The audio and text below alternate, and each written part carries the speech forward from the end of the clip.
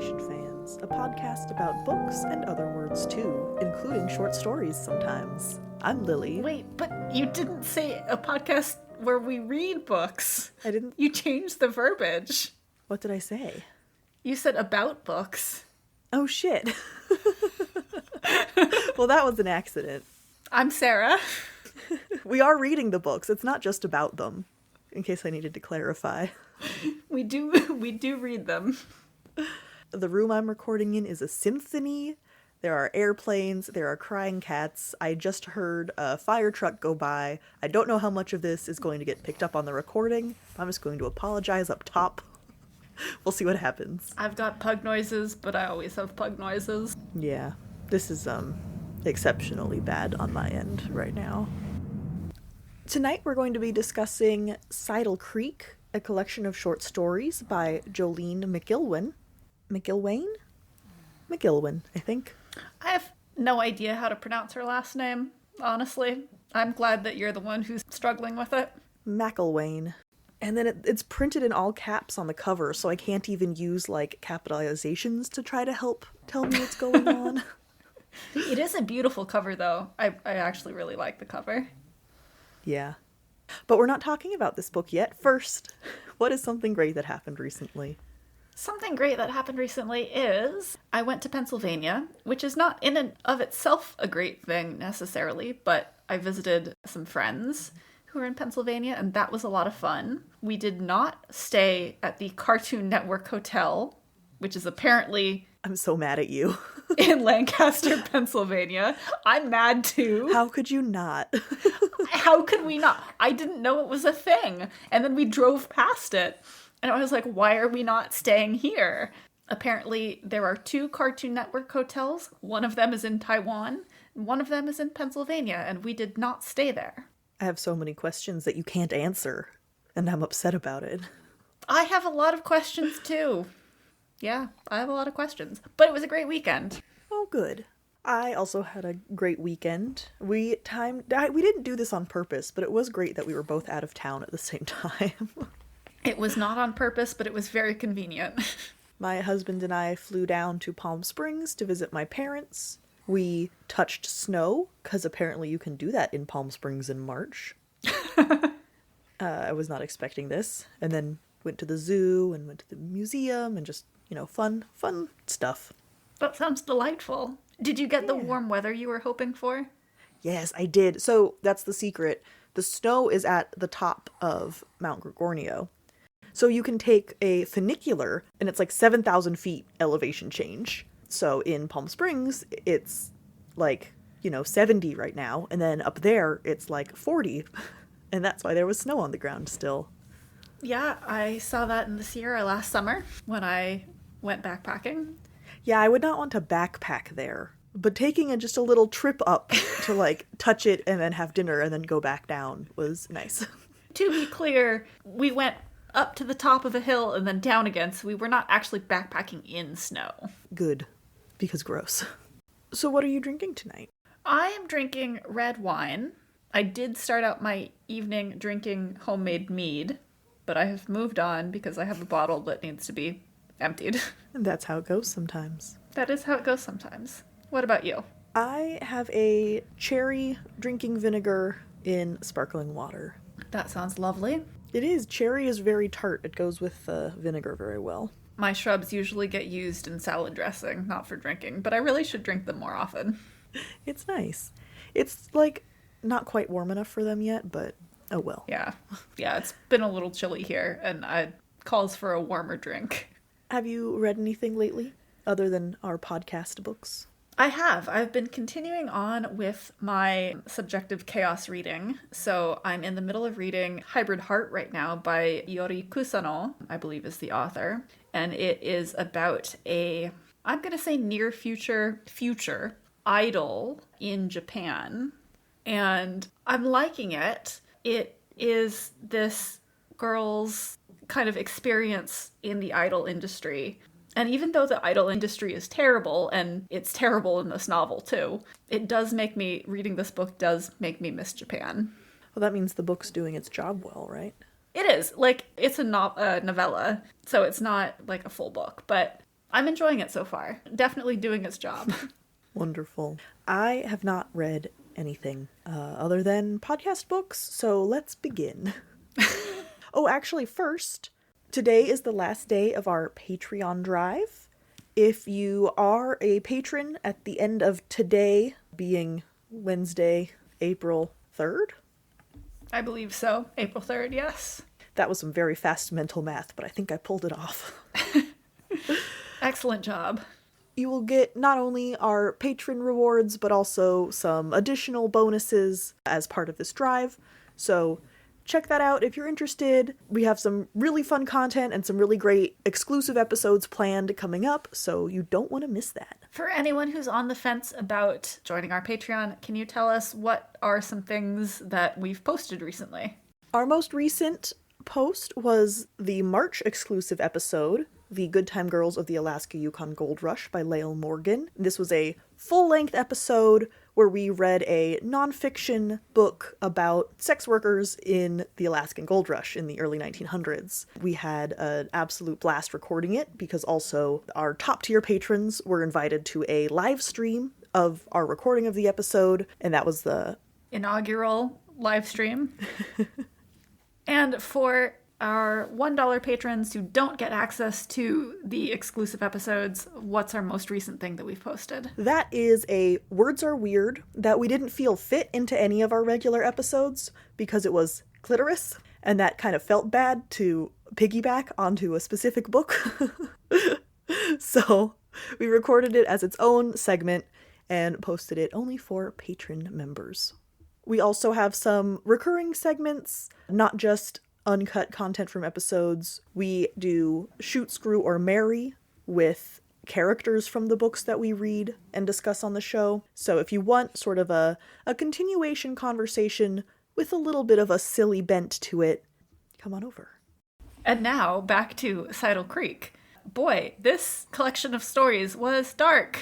It went some dark places. Yeah, this collection was intense. I don't think either of us knew anything about it. The publisher reached out and asked if we'd be interested in covering it.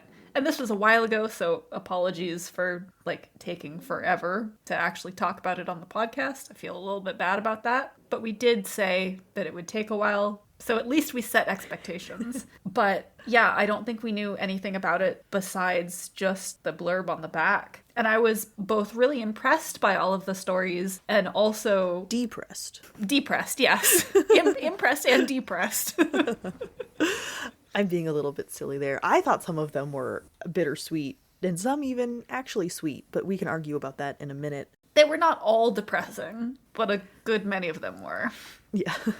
So this is a collection of short stories that all take place in Sidle Creek, which is a region in Appalachia. Is it a real region or a made-up one for this collection? I did not actually look that up. I don't know if it matters. It kind of matters. I don't know. Oh, it was an NPR Book of the Year. Oh, shit. Good for Sidle Creek. I mean, they earned it. Yeah. They, as in the short stories. McIlwain earned it as the author who wrote them. Yeah, I mean, the author definitely earned that. I can't see anything about Sidle Creek being a place, so I'm going to assume that it is a fictional town set in western Pennsylvania. I did appreciate reading this as I was on the plane back from Pennsylvania. I didn't manage to read it in Pennsylvania, but... It does specifically take place in Appalachia, which is not a region I know a whole ton about. I did listen to the Dolly Parton biography series, so I know a little bit about Appalachia, just in that context, but that's pretty limited. Yeah, I can't say that my knowledge of Appalachia is that great, to be perfectly honest. Well, McIlwain does know about Appalachia because she's from there, so I feel like this is probably a pretty accurate... I mean, it's fiction, but I think the tone and the vibes are probably... The thing about it that struck me, and again, I'm going to qualify this by saying I know very little about Appalachia, I'm not from there, etc., but it didn't feel... You know how sometimes a book about a place can feel kind of like what's the phrase I'm looking for? There's a phrase, but it can kind of feel like touristic, you know? Yeah. And this didn't feel like that. This felt like someone who knows about the area and respects the people who live there versus someone who is writing about a place because they think it's going to get them something. Especially with how vulnerable so many of these stories are. I think it could really easily have turned voyeuristic. Yes. That was the word I was looking for. Thank you. Yeah. Especially with, like, you know, us and the other NPR bitches reading it going, oh, yes, what a horrible place to live. Like, I do think that, like, that's a line. Yeah. That us as readers have to not, or have to be aware of. Yeah. But also it's a place that has very heartbreaking narratives.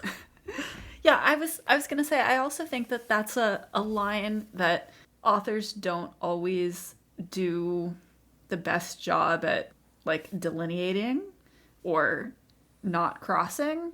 And so I really want to give McIlwain props for that because these were really well written.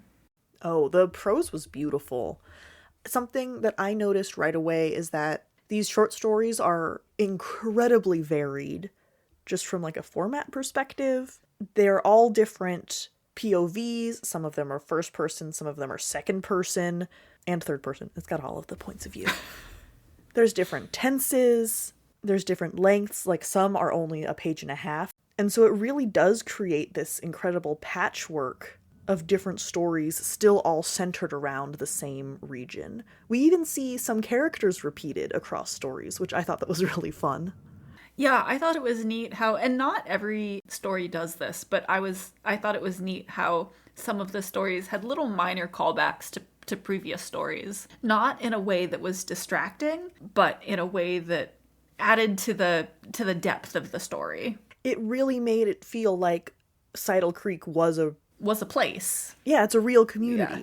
I don't know if it is, but it is. I think we've decided that it's not. Yeah. But I mean, this book it is. Yes. The book felt really real. Mm-hmm. So I felt like the stories in this book were arranged in a way of sort of escalating heartbreak. I did think that they kind of eased you into the darkness. Yeah. It started with the shallow water and then you went into the deep end. Oh boy, I think I texted you during You Four Are the One, I believe.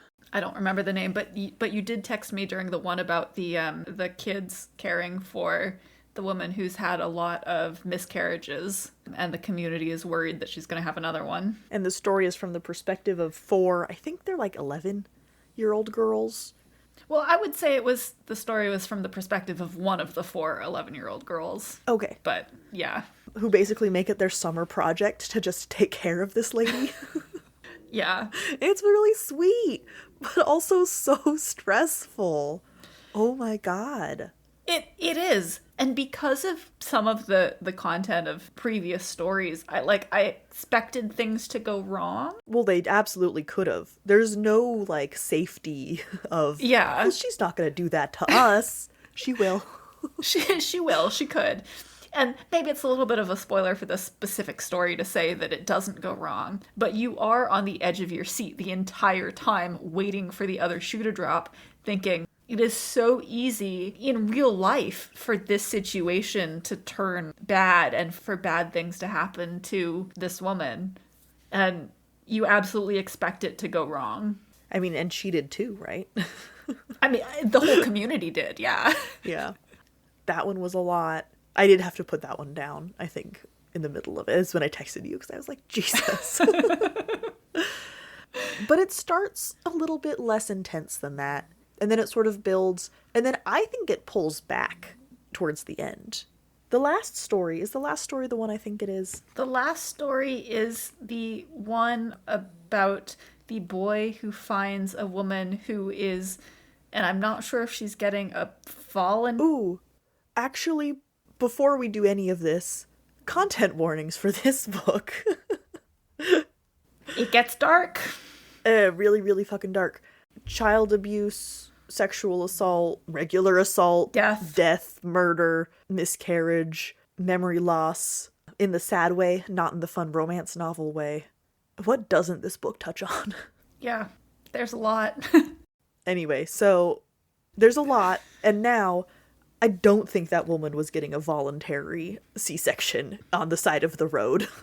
No, I don't think she was, which is why I don't think it's a particularly sweet story, because it's all about how, well, A, I'm sure this woman was traumatized, but how this boy who finds her in the midst of this, like, process is traumatized. Like, I wouldn't call that sweet. Okay, but it's more sweet than some of the previous stories because he does save her. Yes. I agree that it's sweeter than the story in which the poor neurodivergent coded boy accidentally runs over a woman in his car and then gets put away for manslaughter, but I still wouldn't call it sweet. Okay, I meant bittersweet. If I left bitter off, that's my bad. But it's definitely less, like, dark than the middle of this collection. I still disagree with calling it bittersweet, but I will agree with you that it is slightly less dark than the middle of the collection. I mean, the child abuse one was viscerally upsetting. That one was really upsetting. That's the one where a father goes from cockfights to dogfights to his children.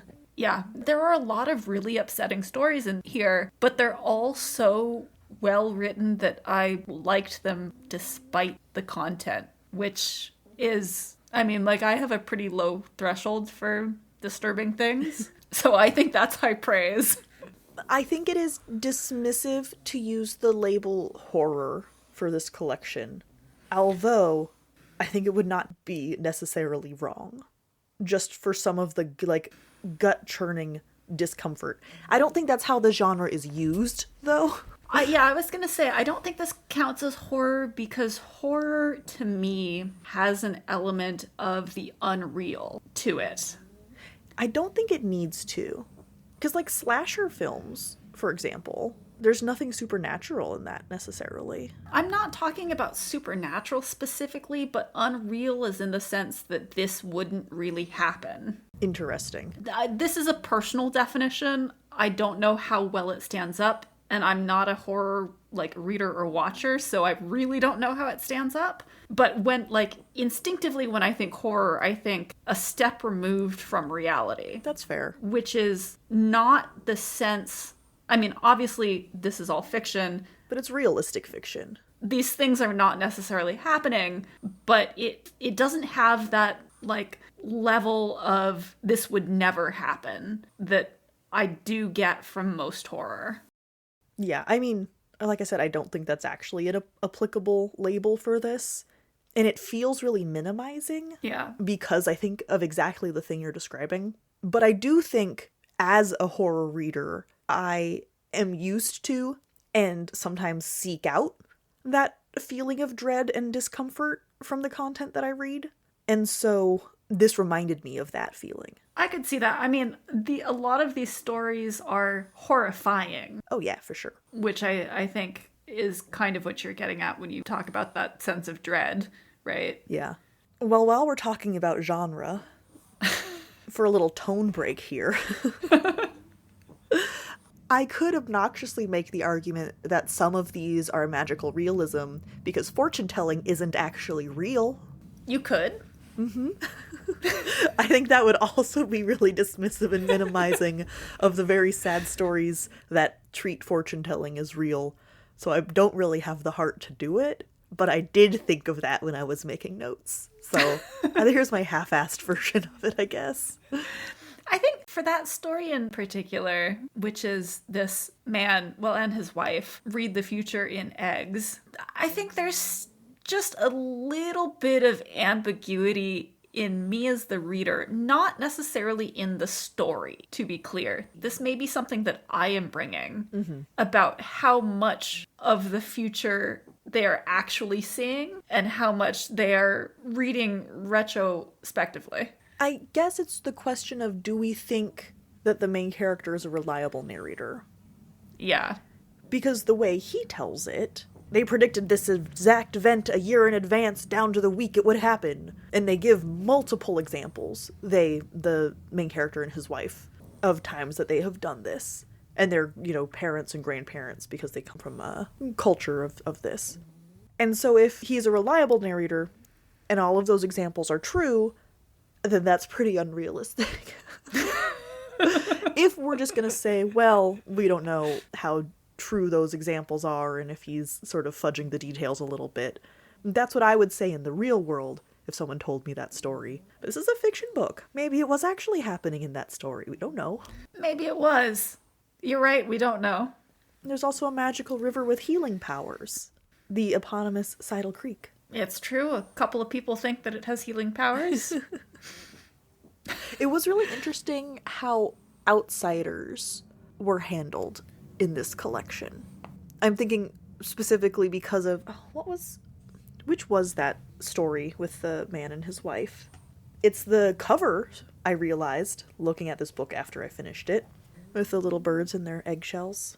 Oh, the one with the fortune tellers. Yeah. I guess, man and his wife didn't narrow it down at all, huh? Actually, it was pretty good at telling me which one you were talking about. I think you're talking about Shell. Probably. Tiller Shanty and his wife, Mai. Yes.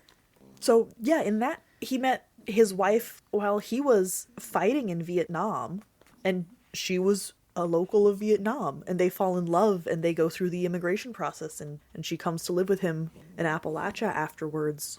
And is she the only example of an outsider who's not a villain? Maybe. All I can think of when we talk about outsiders are there are the men. The hunters. Well, I was going to say there are the men who come to bet on dogs and later on the boys who are from out of town, who are big money from out of town. And then there's another story where there are hunters who come and do bad, who abuse the local population. They rape the women and do really bad kind of frat boy, but worse stuff. Frat boys who are performing these hazing rituals, quote unquote hazing rituals, on others who they do not respect, and so there's nothing holding them back. Yeah. And I think most of the time we see outsiders who don't respect the people who live in Sidle Creek. There are the truckers in the one story. That's true. And they're not necessarily villains, but there's the potential that they could be.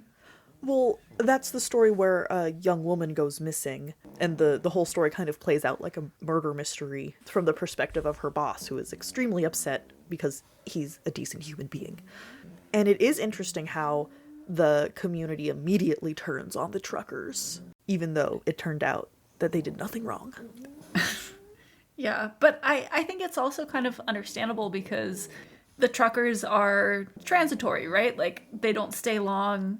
They're just there for a little bit. They don't have an opportunity to make inroads with the community, make bonds with the community. And so it's easy to think, well, none of us could have done it, so it has to be one of them. Absolutely. And I think that's just human mentality, right? It's us against them, and we know us. None of us would have done it, so it has to be them. That's like what the main character says right at the beginning, right? I know for a fact none of the employees at my restaurant would have ever hurt her. Yeah. And it's because no one wants to believe that of the people they know. Right. And it ended up being a tragedy, but still. That was a hard story to read. Yeah. As so many of these were, but... All of them? Okay, wait, no, I don't want to get off track, because I think maybe what it is not outsiders, it's the city folk specifically. The two examples, the out-of-town hunters and the men coming in to bet are both from a larger city with more affluence. Whereas With the truckers, they do the community does turn on them, but that's because of an inciting incident. That's not the story making them villains, right? Right. And then with Mai, she's also from a rural community, just a different one. And they have also settled in Sidle Creek.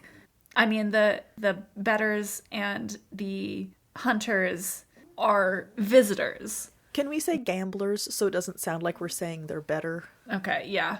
The gamblers. That's I think that's what... I know what you meant, but I heard that in my head and was like, hold on. Gamblers is more accurate.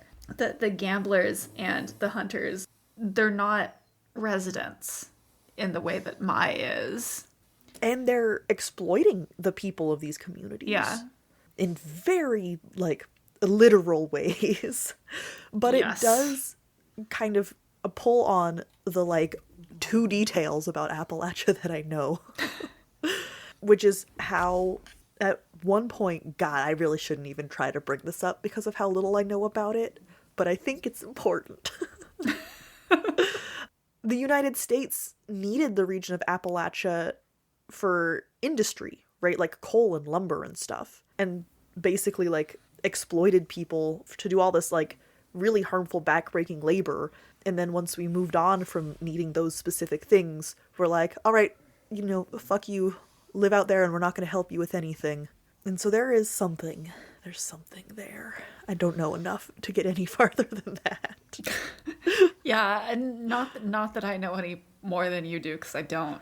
But I do think there's something in the way that people look down on Appalachia a lot as, you know, backwards and hicks or whatever, and feel like it's easy to exploit them because they come from money or the city or whatever.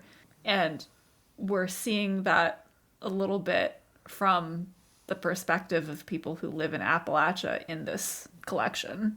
Is it terrible that I thought the end of the out-of-town hunters was a little bit victorious? No, but it feels victorious. I mean, they deserved it. Oh, and that's the community, like, taking care of their own. Yeah. Like, it's terrible, but also it feels earned. Absolutely. Oh man, I was cheering them on. Those were shitty people. I'm not gonna be sorry when they get what they deserve. Yeah. Did you have a favorite story in this collection? Oh. Okay, I do think all the 4 of us, you 4 are the one, I'm pretty sure. I like the ones that had a kind of maybe a little bit happy ending. I agree. That one I thought, I don't want to say it worked because, I mean, miscarriages aren't because you don't do it right. It's just a horrible tragedy that you can't control. But I'm glad that the story ended with the woman having her baby. It felt like a much more uplifting story than many of the other stories did, just because it ends with the woman having her baby successfully. Yeah. And then also for that reason, which one was the out-of-town hunters? 1 second. Can I figure it out? I think I can, because that's where, oh, no. Eminent Domain, maybe? That feels right. I'm gonna look. I think it's the less said. It is. For that reason, the less said, the story about the out-of-town hunters who do horrible things to the people of the community and absolutely get what they deserved, was a very satisfying one. It is satisfying that they get what they deserved. I think for me, I really enjoyed the fractal geometry of grief. Yeah. Which is the story of a man whose wife has just passed and he's trying to come to terms with his loss, and he thinks that she has come back as a deer in his backyard, and he kind of forms a parasocial relationship. Can it be considered a parasocial relationship? I think it's just an obsession. Yeah, he forms this obsession with this deer, and then eventually the deer gets shot by a hunter. And it was a beautifully sad story. And then I also really enjoyed Shell, which is the story of the couple who can read the future in eggshells. And the husband finds a shell that says he's going to lose his wife. And at the end of the story, she has some form of dementia and has lost her memory. And so he has lost his wife. And I think that hit because, like, my grandmother had dementia and lost all of her memories. And so it, like, felt like a lived experience. Obviously not the same kind of lived experience, but... I was actually going to bring those two up as well. I think because I can relate the best to them, because they involve loss and tragedy without violence. Yeah. Which is just closer to my lived experience as a person. Yeah. And so I do think they hit differently because of that too. Right. There's a feeling of inevitability and tragedy with those two stories. That, like, as tragic as the one about the sons. Well, I think that these two hit closer to home. Mm-hmm. You know, just because they are something that anyone can experience, or there is a broader applicability to the experience than some of the other stories. Yeah, I agree. There was something I noted right at the beginning, and it ended up being less true as I read on, but still I think is worth bringing up, is how much these stories are centered on parent-child relationships. And I know that's kind of a dumb thing to say, because yes, everyone has some kind of parent, whether they know them or not. But not all stories are focused on that relationship. I agree. Yeah. But it comes up a lot. Yeah, and I do think you're right when you say that it becomes less the focus as the collection progresses. But there are a lot of stories in this that do focus on that. From both sides as well, I would say. Yeah. And there's a lot of conversation around, like, trying to be a better parent than your own parents, and also, like, trying to come to grip with the people who your parents are versus the people you hoped they would be. And there's just a lot. And it's mostly very sad. Yep. This collection was so well written, though. It was. I mean, it was excellent. I mean, it makes it bearable, but also harder, right? Because it's this incredibly vivid prose with, like, really clear imagery, just absolutely gorgeous writing, different voices for different characters, like, you know, in style and stuff. And it's just an absolute wonderful piece of artwork that is also just, like, ripping your soul out while you read it. Yeah. It was hard to read, but I'm glad that I read it. Yeah. This is probably one that I'm most likely to reread. I don't know if I can say the same. I'm probably not going to reread it, partially because it's not really my genre. But again, I'm very glad that we did read it. Oh, of course, yeah.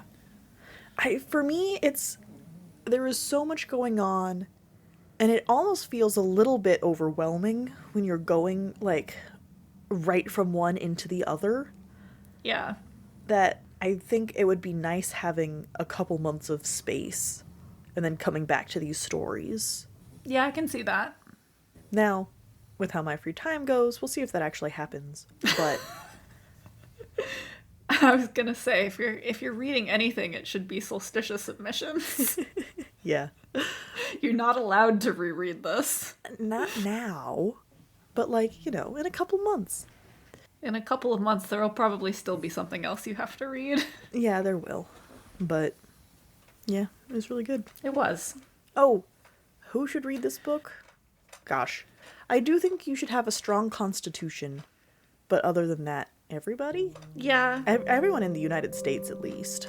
Yeah, I think it has broad appeal, but you do have to be aware of the content warnings. This book goes in some dark places. We've talked about some dark stories. We've talked about some of the content warnings. Like, if you are not in a place to read about any of those things, then don't read this book because it's not going to be good for you. But if you can, then yes, you should read this book. Thank you so much for listening to this episode of Fiction Fans. Come disagree with us. We're on Twitter, Blue Sky, Instagram, and TikTok at FictionFansPod. You can also email us at fictionfanspod@gmail.com. If you enjoyed the episode, please rate and review on Spotify and Apple Podcasts, and follow us wherever your podcasts live. We also have a Patreon where you can support us and find exclusive episodes and a lot of other nonsense. Thanks again for listening, and may your villains always be defeated. Bye! Bye.